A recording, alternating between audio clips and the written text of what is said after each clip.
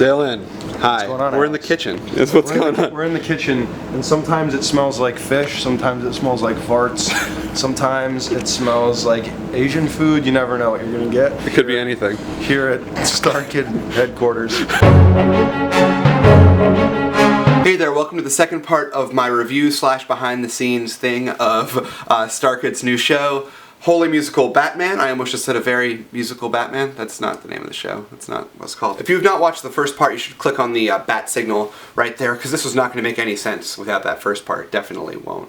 It will. It actually will. It definitely will. So where did we leave off? Ah yes, casting. Guess what? I'm not going to tell you who plays who, because that has been such a well-guarded secret up until this point. I'm not going to ruin it. You will find out when the show goes up on YouTube, which I also don't even know when that's going to happen. There's so many secrets. It's like a house of secrets over there with Team Starkid. I have no idea when it's going up. But what I can do is tell you about the performances of the actors involved in the show, because that is public information. I think the most notable change is that Nick Lang, who has been involved in the writing of the shows, has a much larger on-stage presence in this show, and I think he's going to be a breakout fan favorite for those people who have not noticed him yet. I think they're going to love him in this show. He did a really great job. Lauren Lopez did a hilarious job of taking a really iconic character and then making them her own, again. Brian Holden plays one of my favorite characters in fiction and does a great job, but Brian always does a great job. There's no enigma about that. He always is solid. Performances you guys are really going to like is from Jeff Blim, who just turns in an off-the-wall awesome performance and really fits in with the whole Starkid feeling, and I think you guys are really going to enjoy that a lot. Said it before, Joe Walker always finds a way to turn in an absolutely over-the-top performance that you totally believe in, and I really love that about his acting skills, that he is able to be overstated and understated all at the same time. I mean, Joe Walker, you know, Joker,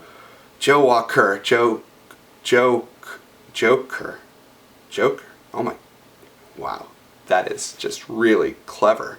That's real. Jamie Lynn Beatty is freaking hilarious as her character. I love everything that she does in this show. There's too many things to say. There are too many compliments to throw at these actors, so I'm just going to let them speak for themselves. Hey guys, you want to talk to the video some more?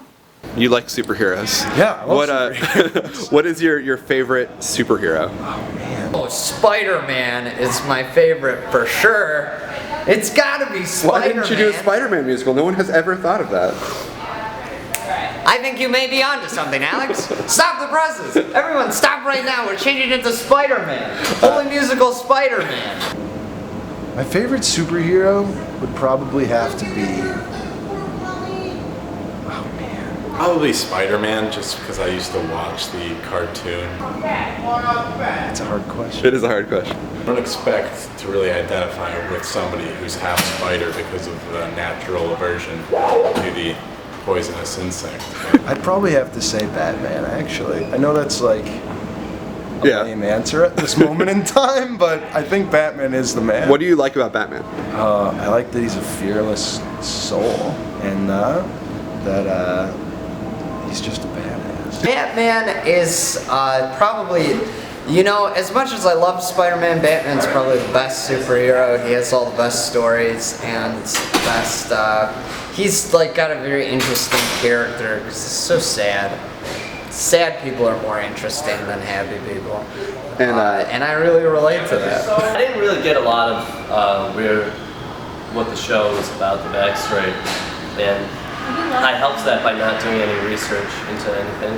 But it's like the Michael Gambon approach? I just tried to play everything honestly, and you know, I think it comes across well. I just love the music so much this time around, so it's been really fun to get to play with it. And Nick Gage, the composer, and Scott Lamps are like masters, and so it's been really fun to just get to toy around with them. And we had a day at rehearsal where Matt sat us down and like told us all of the tiny little subtle jokes that flew over my head that I don't even know were there. So see if you can find those. I have a little bit more to do in this one. It's nerve-wracking because I don't know how people like it. I hope people like it. I got one comment once on the YouTube channel that said, I know Nick Lang is one of the writers, but he isn't funny. That's pretty terrible. And it destroyed my confidence, and so now I'm just nervous. I'm just super nervous. I just always think people hate me, and usually it's true. It was kind of a dream come true being able to do a superhero play, and I hope people like it. I've not talked about the music yet, but the music in Holy Musical Batman is unlike any of the other Starkid shows. This is not A.J. Holmes writing it, this is not Darren Criss writing the songs, this is Nick Gage writing in a very unique, really cool, stylized style. And I think it gives the show its own character that really sets it apart from other shows. It is like Starship in that the music is woven into the story quite a bit more. In like Harry Potter musical, the songs kind of stand on their own. You have the story and the songs, and they're separate. But as Starkid progresses, I guess their shows are getting, you know, more and more interconnected, and they really are one unit working together, which I think is absolutely great and shows a lot of evolution from them.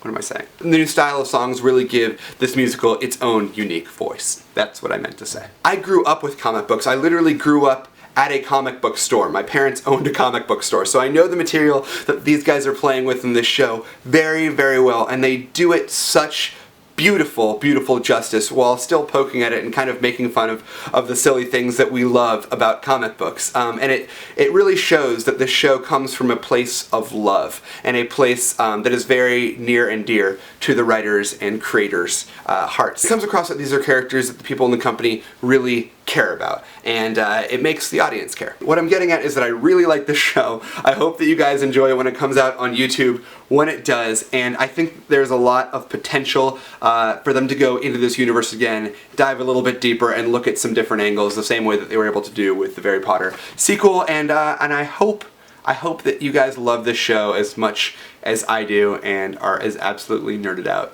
as all of us were just talking about superheroes and comic books backstage. Thank you very much for watching these videos. Thank you to all my friends on Team Starkid for letting me interview you. And if you don't normally watch this channel, please go ahead and subscribe. I do all sorts of nerdy stuff that I guarantee you will love. I pinky promise. I do.